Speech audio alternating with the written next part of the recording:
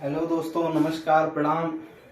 जैसा कि आप जानते हैं कि हम लोग पिछले समय से संविधान एवं राज व्यवस्था देख रहे थे। संविधान एवं राज व्यवस्था में कंपनी के अधीन यानी ईस्ट इंडिया कंपनी के अधीन शासन देख रहे थे।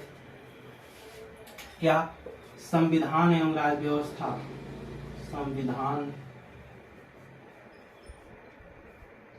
एवं राज व्यवस्था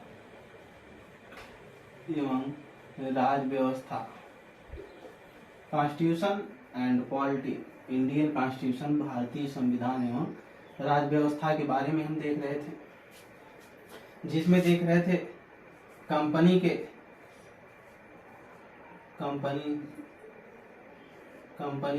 के अधीन शासन, यानी जो ईस्ट इंडिया कंपनी आई उसके अधीन शासन व्यवस्था देख रहे थे हम। कंपनी के अधीन शासन,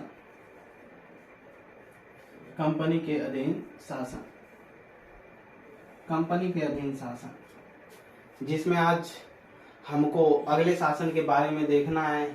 क्या कल हम देख रहे थे 1781 का, यही देखना था ना, 1781 का act of settlement, act settlement, यानी जो 1773 का रेगुलेटिंग एक्ट आया था उसी में कुछ सुधार करने के लिए 1781 का एक्ट ऑफ सेटलमेंट आया, जिसे बोलते हैं संशोधनात्मक अधिनियम। क्या बोलते हैं? संशोधनात्मक अधिनियम बोलते हैं। इसका मतलब है संशोधनात्मक अधिनियम। क्या?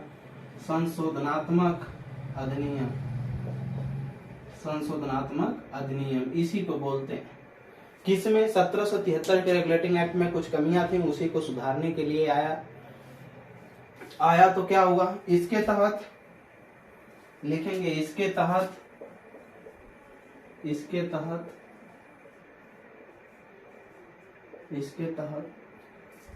1773 के रेगुलेटिंग एक्ट में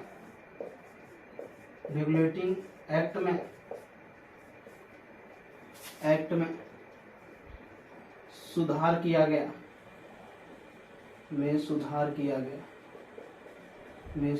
किया गया, दूसरा देखेंगे क्या हुआ। कलकत्ता की सरकार को, जो कलकत्ता में सरकार चला रही थी ईस्ट इंडिया कंपनी की सरकार को बिहार एवं उड़ीसा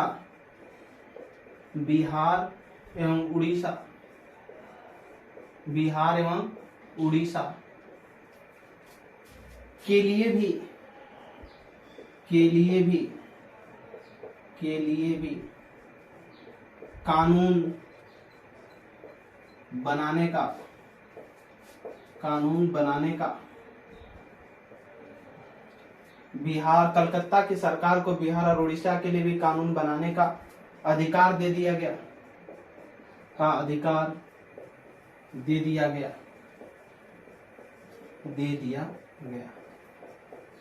ठीक। यानी जो कलकत्ता की सरकार थी, अब उसको कहा गया कि बिहार और उड़ीसा के लिए भी क्या बनाए? कानून बनाए। इसके पहले वो कानून इसके लिए नहीं बनाते थे, बस 3 प्रेसिडेंसियों के लिए, कलकत्ता के लिए, मद्रास के लिए और बॉम्बे के लिए बनाते थे। ठीक, उसी में सुधार किया गया। आगे देखेंगे, आगे इस समय का जो गवर्नर हुआ करता था, हमने देखा कल बंगाल के गवर्नर को गवर्नर जनरल कहा जाने लगा 1773 के रेगुलेटिंग एक्ट में। जब गवर्नर जनरल कहा जाने लगा बंगाल का, तो कौन था? लॉर्ड वारेन हेस्टिंग्स था। कौन? लॉर्ड वारेन हेस्टिंग्स बंगाल का गवर्नर जनरल था। उसी को देखेंगे, Lord Warren Hastings.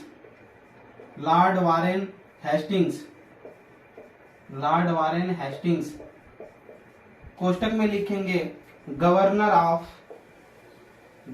General of Bengal. ठीक, गवर्नर जनरल ऑफ बंगाल कौन था? लॉर्ड वारेन हेस्टिंग्स था। ठीक, पर कुशासन का, यानी शासन सही से नहीं कर रहा था, दुरुपयोग कर रहा था, कुशासन का आरोप लगाया गया, आरोप लगाया गया, लगाया गया। और जो आरोप लगाया गया था ये 3 व्यक्ति थे। कौन? 3 व्यक्ति थे। अब तीनों व्यक्ति कौन है उनका नाम हम देखेंगे। 3 व्यक्तियों के द्वारा कुशासन का आरोप लगाया गया। ठीक, आगे देखेंगे कौन कौन से 3 व्यक्ति थे।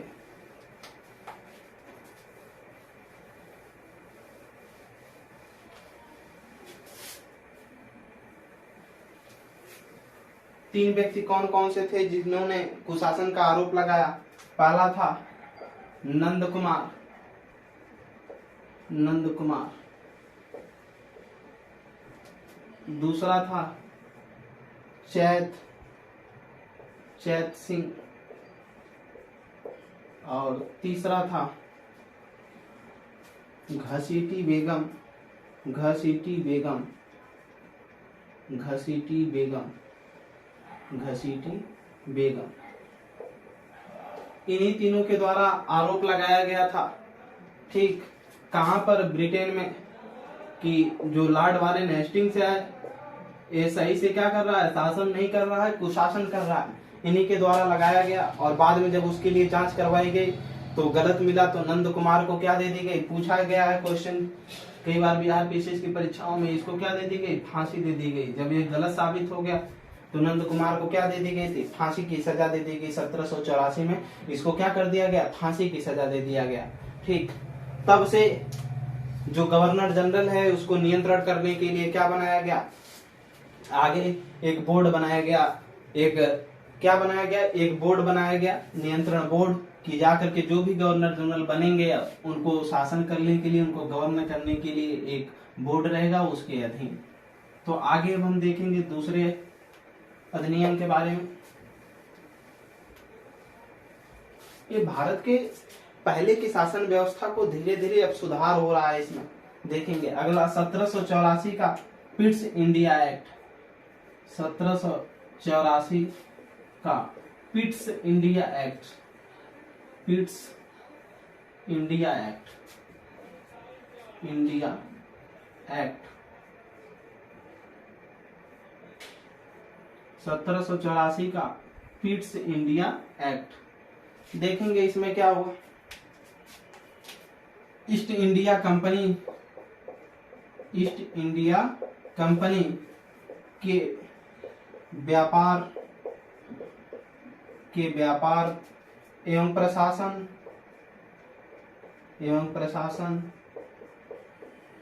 ईस्ट इंडिया कंपनी के व्यापार एवं प्रशासन को अलग कर दिया गया, को अलग कर दिया गया, कर दिया गया। यानी प्रशासन को अलग देखने के लिए बात कर दी गई और व्यापार को, किसको? व्यापार और प्रशासन को। आगे देखेंगे इंग्लैंड में, इंग्लैंड में, इंग्लैंड में, इंग्लैंड में एक नियंत्रण बोर्ड, एक नियंत्रण बोर्ड की स्थापना की गई,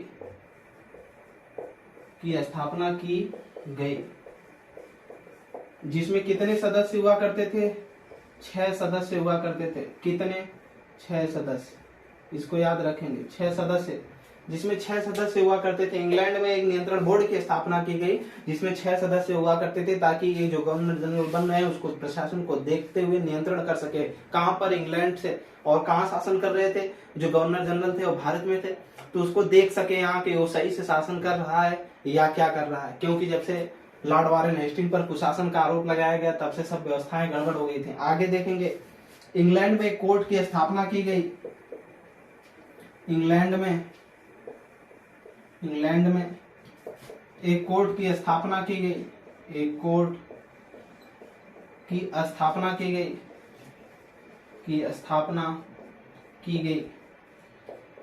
एक कोर्ट की क्या की गई? स्थापना की गई। ठीक, किसके लिए की गई? कोष्टक में लिखेंगे for east India company, east India company के मामलों के लिए यानी ईस्ट इंडिया का कोई भी मामला होगा तो जो ये इंग्लैंड में कोर्ट स्थापित की गई है, कोर्ट ये क्या करेगी, उसको सुझाव देगी, उसको सॉल्व करेगी जो कुछ भी मामला होगा। आगे देखेंगे, कोई भी दिक्कत परेशानी होती है आप हमको कमेंट बॉक्स में जरूर बताएंगे, और ज्यादा से ज्यादा चैनल को सब्सक्राइब करें, लाइक करें, शेयर करें एक दूसरे तक। ठीक, कोई भी दिक्कत परेशानी होती है हमको बताएं आप। देखिएगा आगे, कार्यपालिका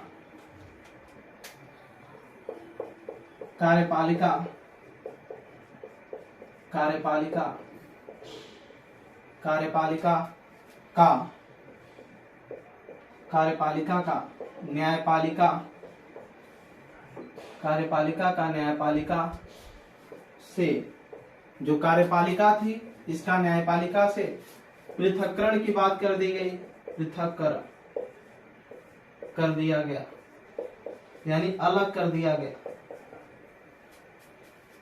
कार्यपालिका यानी जो शासन प्रशासन ने अलग काम करेगी, न्यायपालिका का जो काम है वो अलग काम होगा। ठीक, इसको पृथक कर दिया गया।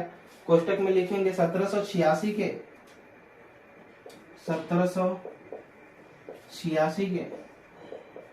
एडमंड बर्क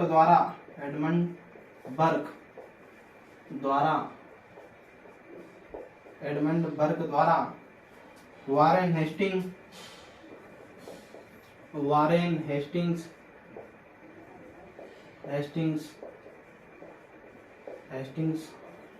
पर महाभियोग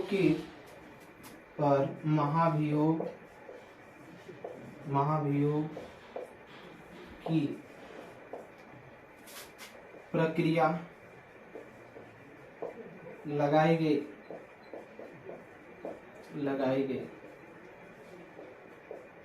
यानी राजा था एडमंड बर्क, उसके द्वारा इंग्लैंड में, उसके द्वारा वारेन हेस्टिंग्स पे जो कुशासन का आरोप लगा था वो तो बरी हो गया, लेकिन बाद में इसी पर महाभियोग की प्रक्रिया लगा करके इसको क्या कर दिया गया था, हटा दिया गया था। आगे की तरफ देखेंगे, यानी गवर्नर जनरल के पद से हट गया। अब आगे देखेंगे 1793 का चार्टर अधिनियम।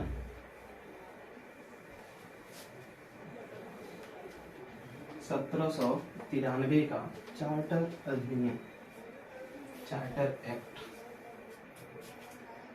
राजलेख 1793 का चार्टर एक्ट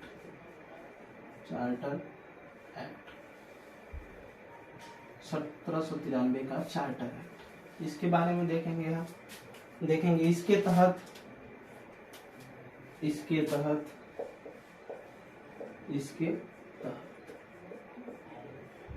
जो है कंपनी के जो ईस्ट इंडिया कंपनी थी, कंपनी के व्यापारिक एकाधिकार को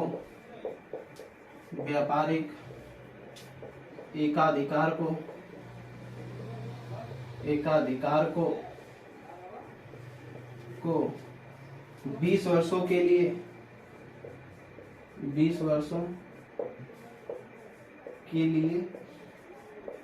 बढ़ा दिया गया।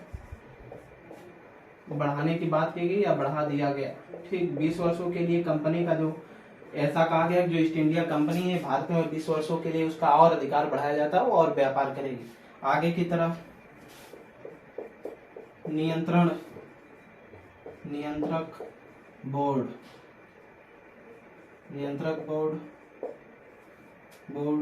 का गठन किया गया।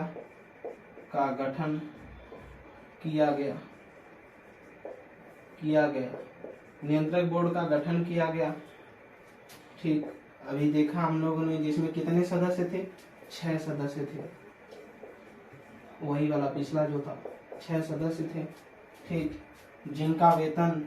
इनका जो वेतन दिया जाता था, वेतन कहाँ से दिया जाता था, भारतीय राजस्व से दिया जाता था, क्योंकि माना जाता था कि भारत के लिए काम कर रहे हैं भारत में, तो भारतीय राजस्व से दिया जाता था। कहाँ से, भारतीय राजस्व से दिया जाता था। ठीक, इसको भारतीय राजस्व से दिया जाता था। आगे देखेंगे लिखित विधियों द्वारा, लिखित विधियों द्वारा, लिखित विधियों द्वारा, लिखित विधियों द्वारा शासन, लिखित विधियों द्वारा क्या है? शासन। लिखेंगे इसको, इसको व्याख्या करने, करने का अधिकार, करने का अधिकार न्यायपालिका को था, अधिकार न्यायपालिका को था।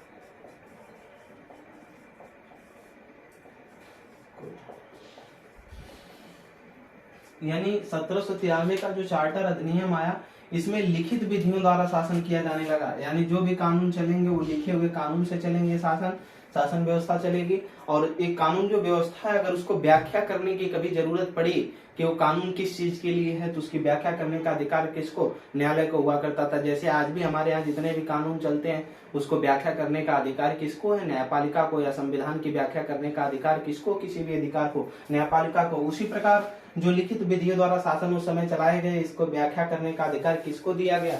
केवल न्यायपालिका को दिया गया। किसको दिया गया? केवल न्यायपालिका को दिया गया था। आगे की तरफ देखेंगे अभी इसमें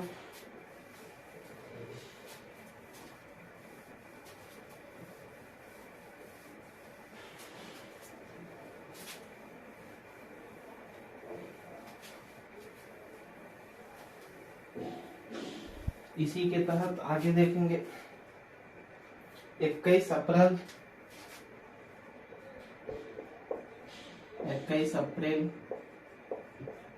1793 को भारतीय नागरिक सेवा,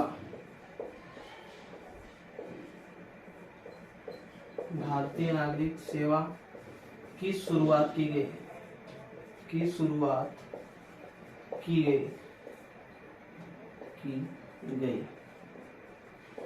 भारतीय नागरिक सेवा की शुरुआत की गई। ये जो भारतीय नागरिक सेवा है, इसी को हम बोलते हैं ICS, ICS, Indian civil service, Indian civil service, ICS की शुरुआत की गई। आगे देखेंगे 1793 में revenue board, revenue board, revenue board, revenue board, revenue board, revenue police, revenue police, revenue police,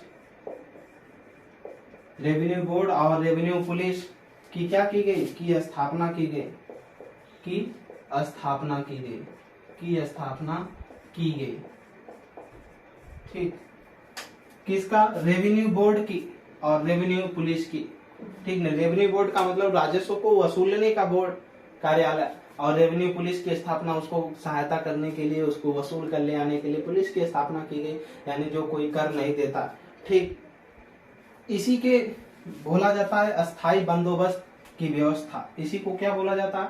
अस्थाई बंदोबस्त की व्यवस्था। जो टैक्स की व्यवस्था की गई थी, किसके द्वारा किया गया था? बाई लॉर्ड कॉर्नवालिस के द्वारा। किसके द्वारा? लॉर्ड कॉर्नवालिस के द्वारा। किसके द्वारा? लॉर्ड कॉर्नवालिस, लॉर्ड कॉर्नवालिस के द्वारा ऐसा किया गया था। तो पूछा जाता है क्वेश्चन, अस्थाई बंदोबस्त की व्यवस्था किसने किया था? तो लॉर्ड कॉर्नवालिस ने किया था, जिसने रेवेन्यू बोर्ड और रेवेन्यू पुलिस की स्थापना किया। ठीक, आगे हम देखेंगे अब अगला अधिनियम के बारे में। यहाँ तक अगर कोई भी दिक्कत परेशानी होती है, आप हमको कमेंट सेक्शन में बताएंगे, ताकि हम अगली कक्षाओं में इसको सम्मिलित करके आपको बता सके।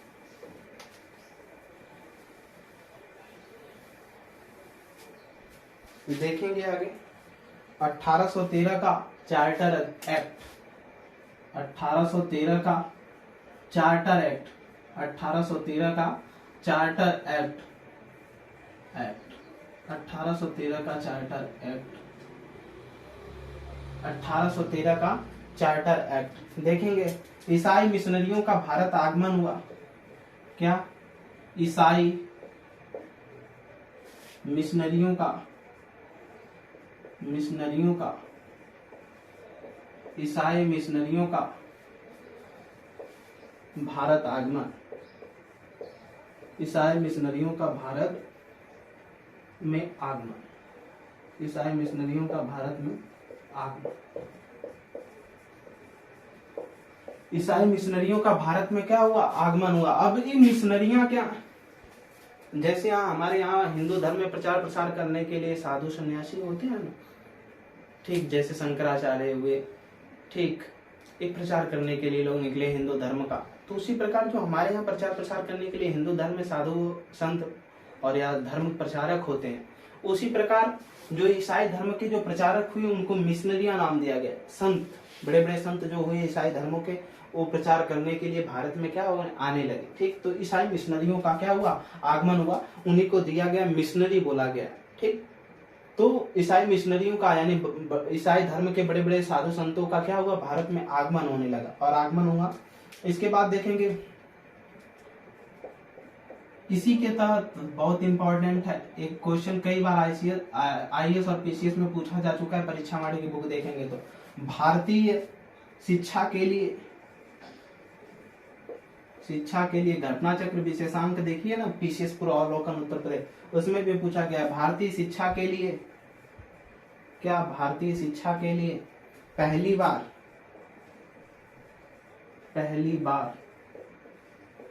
बजट प्रणाली में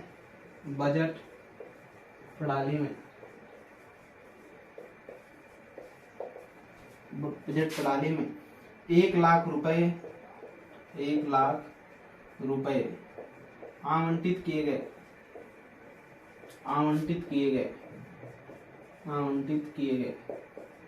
यानी भारतीयों की शिक्षा के लिए पहली बार बजट प्रणाली में 1 लाख रुपए दिया गया था। कितना? 1 लाख रुपए मात्र दिया गया था शिक्षा के लिए पहली बार। आगे देखेंगे ईस्ट इंडिया कंपनी के व्यापारिक, पहले 20 वर्ष के लिए दिया गया था, व्यापारिक एकाधिकार को समाप्त कर दिया गया। एकाधिकार को समाप्त कर दिया गया। एकाधिकार को समाप्त कर दिया गया, यानी जो ईस्ट इंडिया कंपनी थी इसके व्यापार करने का जो अधिकार 20 वर्ष के लिए बढ़ाया गया था 93 में, वो तो 93 से 3 हुआ, 3 से 13 हो गया, यानी 20 साल पूरा हो गया था, तो उसके व्यापारिक एकाधिकार को समाप्त कर दिया गया। लेकिन एक्सेप्ट ऑफ राइट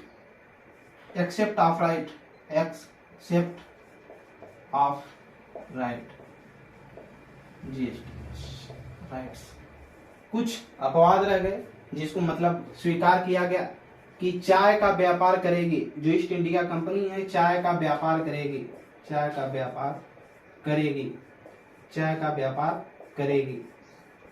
भारत में रह करके चाय का व्यापार करेगी। और दूसरा क्या करेगी? चीन के साथ व्यापार करेगी। 2 यही छोड़ दिए गए, चीन के साथ व्यापार करेगी, जो चाइना है उसके साथ क्या करेगी? व्यापार करेगी। 2 चीजों को इसमें रखा गया अपवाद में, इसको स्वीकार किया गया। अब अगला अधिनियम के बारे में हम देखेंगे, जो कि अब इधर के जितने भी अधिनियम आ रहे हैं बहुत मोस्ट इंपॉर्टेंट हैं। ठीक,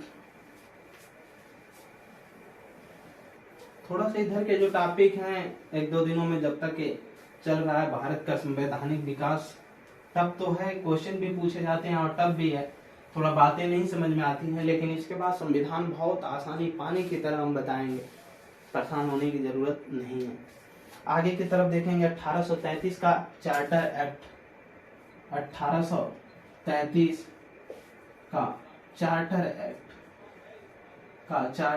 एक्ट 1833 का चार्टर एक्ट देखेंगे। इसमें इसके तहत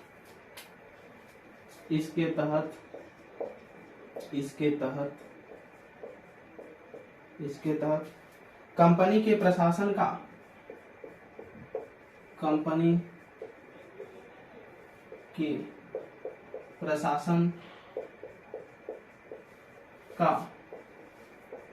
केंद्रीयकरण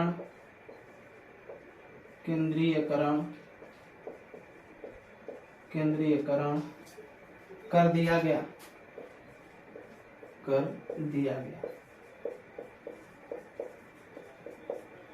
केंद्रीकरण कर दिया गया। इसका मतलब पूरे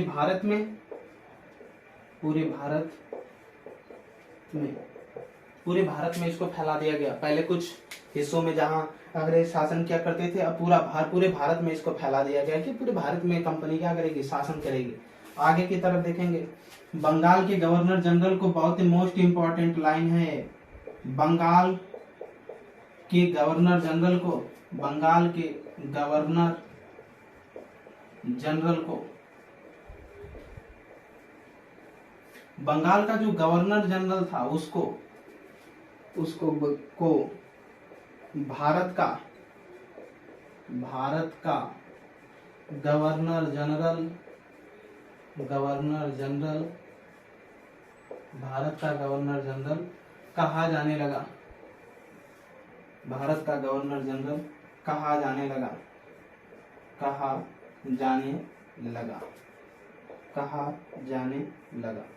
और जो ये भारत का गवर्नर जनरल पहला बना वो 1829 से ही था। कौन?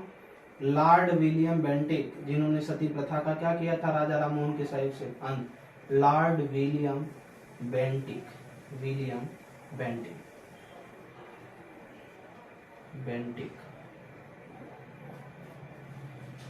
इन्होंने सती प्रथा का अंत किया, ठगी प्रथा का अंत किया, और जो बालिका हत्याएं होती थी उस समय उसको पे रोक लगाया। कहा जाता है ठगी, सती, अंग्रेजी शिक्षा, इन्होंने लॉर्ड मैकाले के से सहयोग से 1835 के बाद भारत में अंग्रेजी शिक्षा का बहुत बड़ा प्रारूप बनाया। मैकाले जो आगे चल करके भारतीय दंड संहिता आईपीसी धारा को बनाया दिया। तो ठगी, सती, अंग्रेजी शिक्षा, उच्च पद बालिका हत्या, भारतीयों को ऊंचे ऊंचे पद पर आसीन करने के इन्होंने कहा कि कुछ भारतीयों को ऊंचे पद पर बैठाया जाए जिससे वो मूर्ख बने रहेंगे और हम लोग शासन करते रहेंगे। ठीक, तो ये है लॉर्ड विलियम बेंटिक, भारत का गवर्नर, यानी बंगाल का गवर्नर। पहले गवर्नर था 1773 में, फिर उसको गवर्नर जनरल बनाया गया बंगाल का। अब 1833 के चार्टर एक्ट में उसको क्या कर दिया गया, भारत का गवर्नर जनरल कर दिया गया। समझ में आई बात? चलिएगा आगे देखिएगा, इसमें मिटा दें इसको।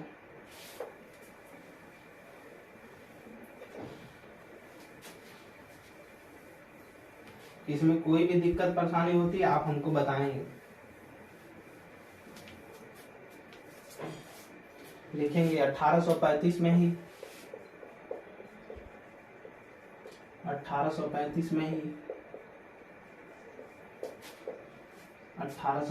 में ही भारत में अंग्रेजी को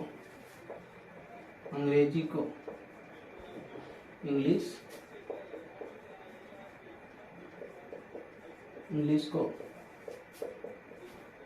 आधिकारिक भाषा बनाया गया। आधिकारिक का मतलब ऑफिशियल, कोई भी ऑफिशियल कार्य होगा अब क्या होगा, वो अंग्रेजी में होगा। बनाया गया।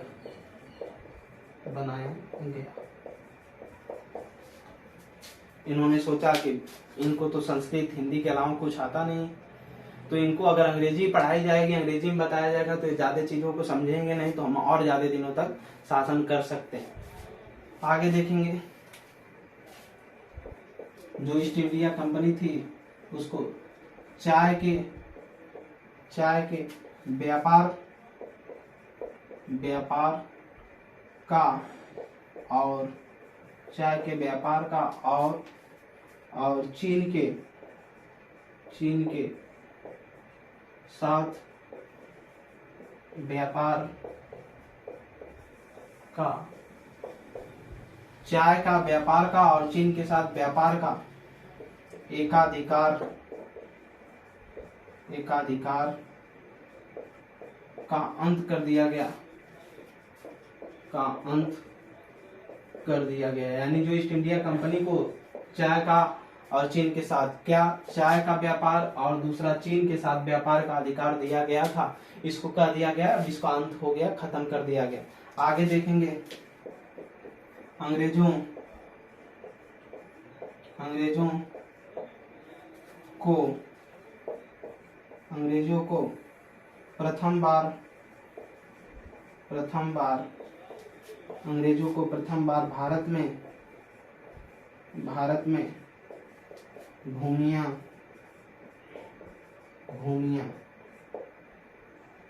भूमियां,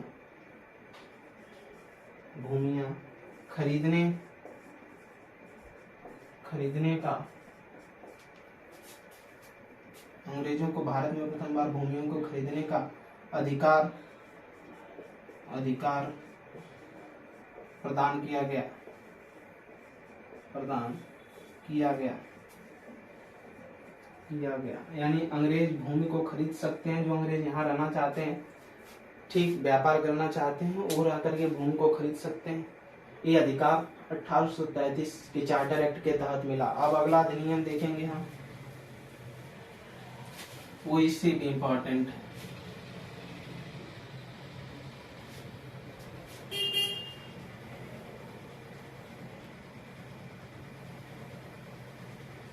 ठीक, 1853 का चार्टर एक्ट, 1853 का चार्टर एक्ट, 1853 का चार्टर एक्ट। इसके तहत देखेंगे कंपनी के प्रशासन,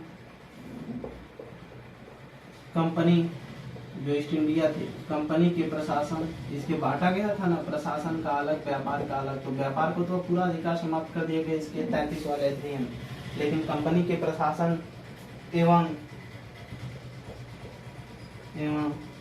कंपनी के प्रशासन एवं विधायिका को अलग किया गया, विधायिका को अलग किया गया,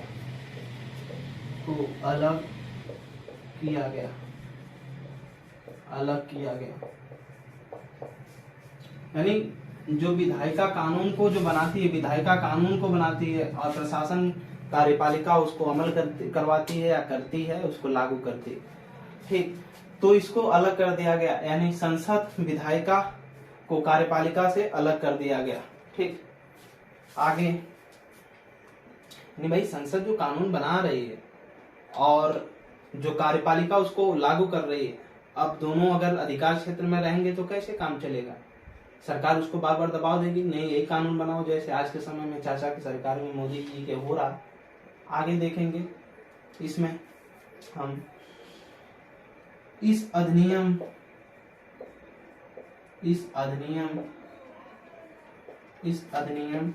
के तहत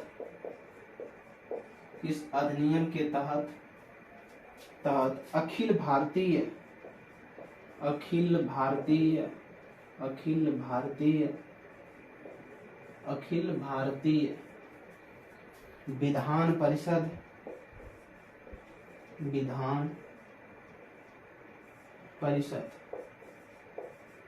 भारतीय विधान परिषद अखिल भारतीय विधान परिषद का गठन किया गया,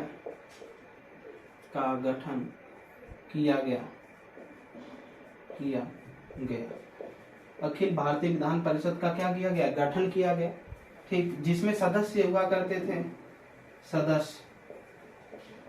जो सदस्य हुआ करते थे 12, कितना? 12 सदस्य हुआ करते थे। और इनका जो कार्य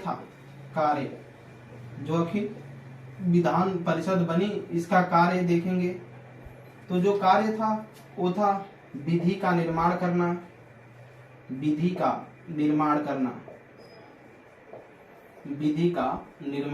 यानी कानून का निर्माण करना। कानून क्या होता है हमने संविधान के फर्स्ट क्लास में बता दिया है, जो लोग नहीं देखे उसको जाकर देखेंगे। विधि का निर्माण करना, लेकिन इसमें भी अनुमति थी गवर्नर जनरल की अनुमति से,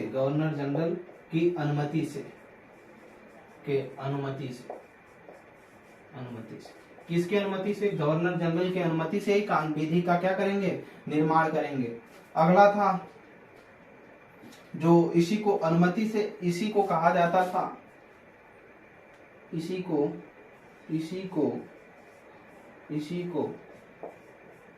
गवर्नर जनरल का इसी को गवर्नर जनरल का वीटो कहा जाता था, वीटो कहा जाता था, वीटो पावर, इसी को वीटो पावर कहा जाता था। यानी बिना गवर्नर जनरल की अनुमति से जो अखिल भारतीय विधान परिषद थी, ये विधि का निर्माण नहीं कर सकती थी। और जब वो अनुमति देता था तभी कि ये कानून बनाओ, तब गवर्नर जनरल की अनुमति से कानून बनाते थे। और जो यही शक्ति प्राप्त थी तो उसी को क्या कहा जाता था? गवर्नर जनरल का वीटो कहा जाता था। किसका? गवर्नर जनरल का वीटो पावर। आगे देखेंगे,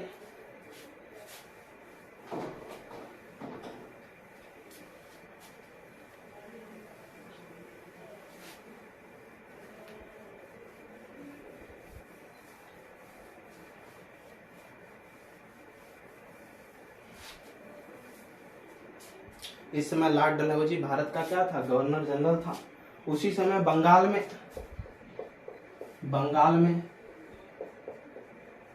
में एक उप गवर्नर की नियुक्ति की गई। उप गवर्नर की नियुक्ति हमने बताया था कि बंगाल सबसे अमीर उस समय था, नियुक्ति की गई। क्योंकि एक तो बंगाल की खाड़ी और नदियों का क्षेत्र, दूसरे जूट उत्पादन के लिए और चीजों के लिए बहुत अग्रणी स्थान रखता था कोलकाता। पश्चिम बंगाल, पूर्वी बंगाल जो बंगाल था मिलकर के, वो बहुत अमीर था उस समय के व्यापारिक केंद्र के हिसाब से, बहुत बेहतरीन था। इसीलिए वहां पर अंग्रेजों ने ज्यादा शासन व्यवस्था और अपनी फैक्ट्रियों को स्थापित किया। आगे देखेंगे, एक उप गवर्नर की नियुक्ति की गई। आगे आईसीएस, भारतीय नागरिक सेवा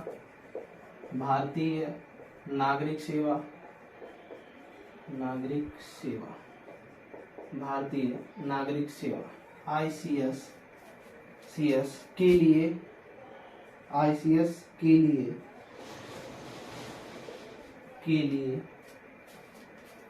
लिखित परीक्षाओं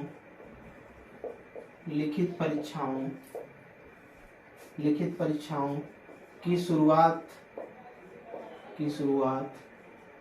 की गई।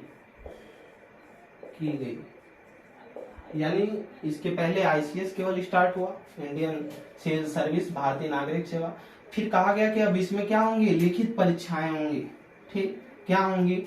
लिखित परीक्षाएं होंगी। कौन था इस समय गवर्नर जनरल? वो था लॉर्ड डलहौजी। कौन? लॉर्ड डलहौजी। ठीक, जिसके समय में प्रथम रेल चलाई गई, स्टाम्प पेपर आया, तार सेवा शुरू हुई, यही था 1853 की करीब में। ठीक, लॉर्ड डलहौजी। फिर 1857 से आ जाएगा कौन? Lord Canning. ठीक, लिखित परीक्षाओं की शुरुआत की गई आईसीएस की परीक्षाओं में। तो इसमें जो लंदन में स्टार्ट किया गया था, कहां पर? लंदन में। और इस समय था 1853 से लेकर कब तक लंदन में चला? 1922 तक। 1922 से कहाँ आ गया? भारत में आया। और आज भारत में भी चल रही है सिविल सर्विसेज। ठीक, और उस समय के जो बने थे आईसीएस विदेशों में, वो थे कौन?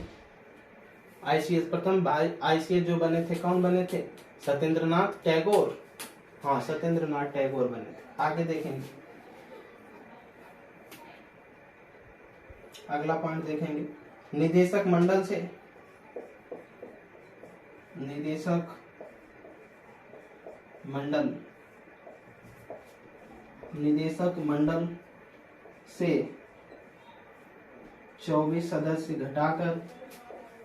24 सदस्य घटाकर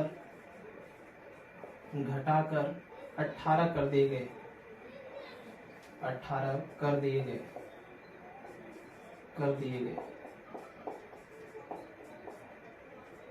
ठीक, 24 सदस्य से घटाकर 18 कर दिए गए। जो 6 सदस्य नियंत्रण बोर्ड में पहले स्थापित किए गए थे, उनको हटा दिया गया। बाद में 18 सदस्यों की नियुक्ति करके रखा गया। ठीक, आगे इंडिया में जो गवर्नर जनरल स्टार्ट किया सिविल सर्विसेज, ठीक, 1923 से, वो था 1922 में आया।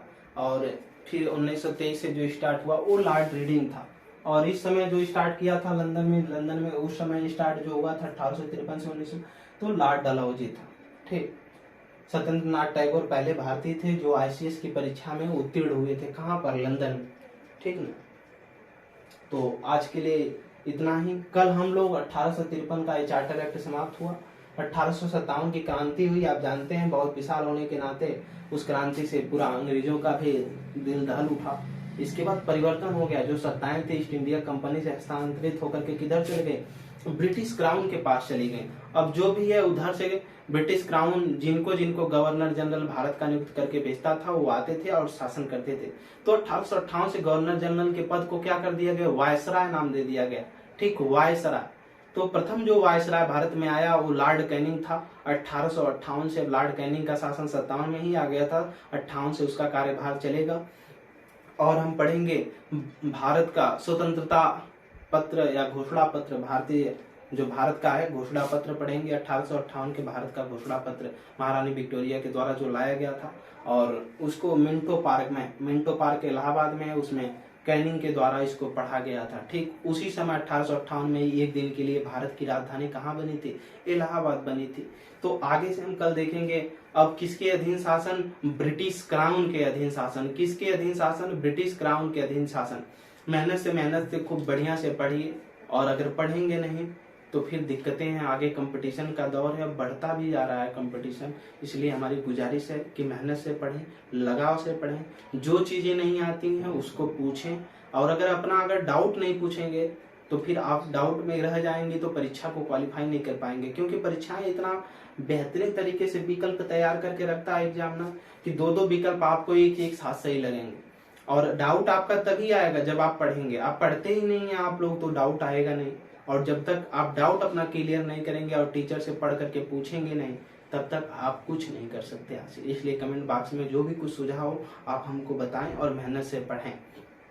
सफलता एक दिन में नहीं मिलती, लेकिन एक दिन जरूर मिलती है। मंजिल मिले या न मिले ये तो मुकद्दर की बात है, और हम कोशिश भी ना करें ये गलत बात है। थैंक यू, धन्यवाद, प्रणाम।